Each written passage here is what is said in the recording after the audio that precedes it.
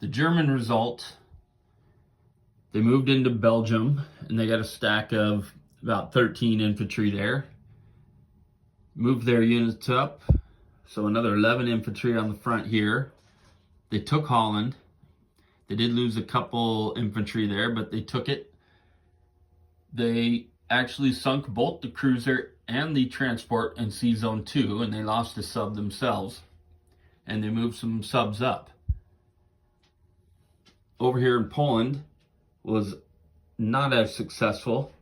They lost all infantry but one, and the Russians only lost some infantry as well.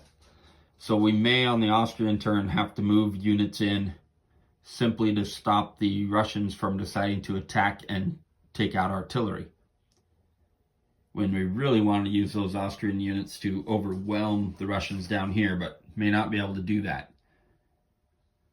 The unrestricted submarine warfare, now that I've already made the decision over here, I guess it's not official until the British and American turns go, but it brings the United States into the war. So I think ideally what you do is build up your subs and wait for that third, fourth round, move them around, and then attack and do it on that turn. But we've already moved them into position, and the French now are buying infantry and a fighter. They are only making 2 attacks.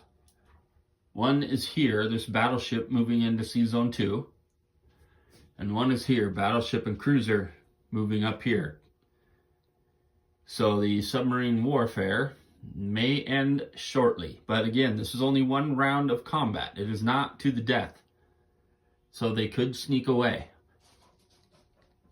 I didn't see anything here. I kind of wanted to double up Picardy and Lorraine into Belgium just to weaken that group. But I think it's better if we just build up our defenses. We'll probably move a little bit into Italy and transport some units around down here, landing in Portugal and taking advantage of that, activating those units, and then moving units this way. I forgot to point out that the Germans took a couple territories down here.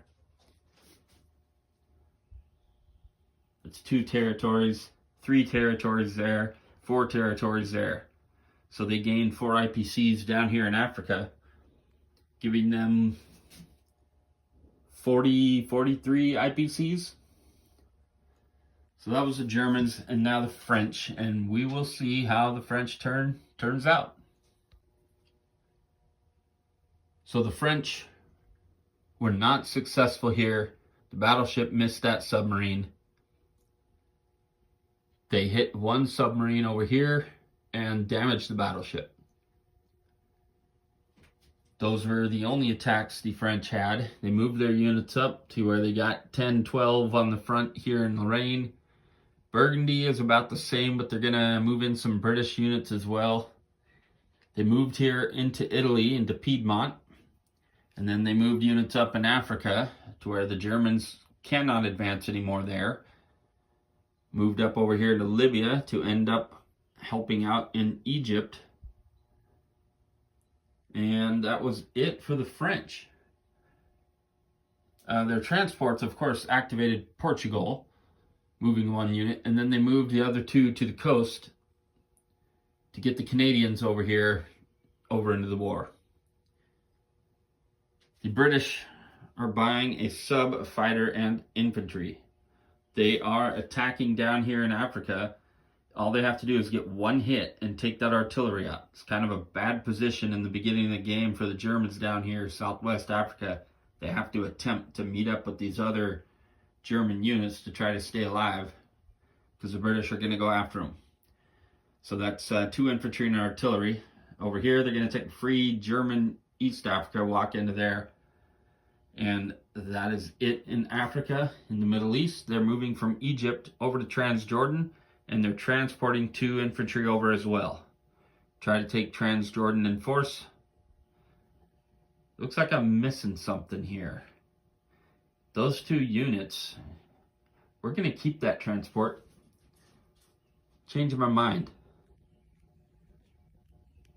That transport is going to move, stay over here. and land those units here instead. So just activate Arabia, that's all. And then that'll give us 2 transports next turn that can reach over here to 28 if they want to.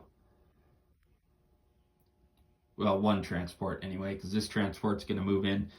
Anyway, the rest in India are moving up into Afghanistan.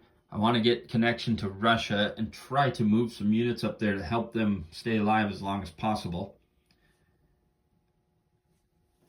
And up here, they're going to move 1 cruiser into Sea Zone 2, try to get rid of that submarine, and a battleship and cruiser up here to try to get rid of that one. The transports will move back, of course, forcing the Germans, if they want to chase that transport, they got to go through mines to get it. And that's the only transport up here, so they're going to have to build at least another one. But we wanted to make sure we had more control over the waters before we did that, which is why they purchased 1 submarine. Okay, so that is the British turn. We'll see how that turns out.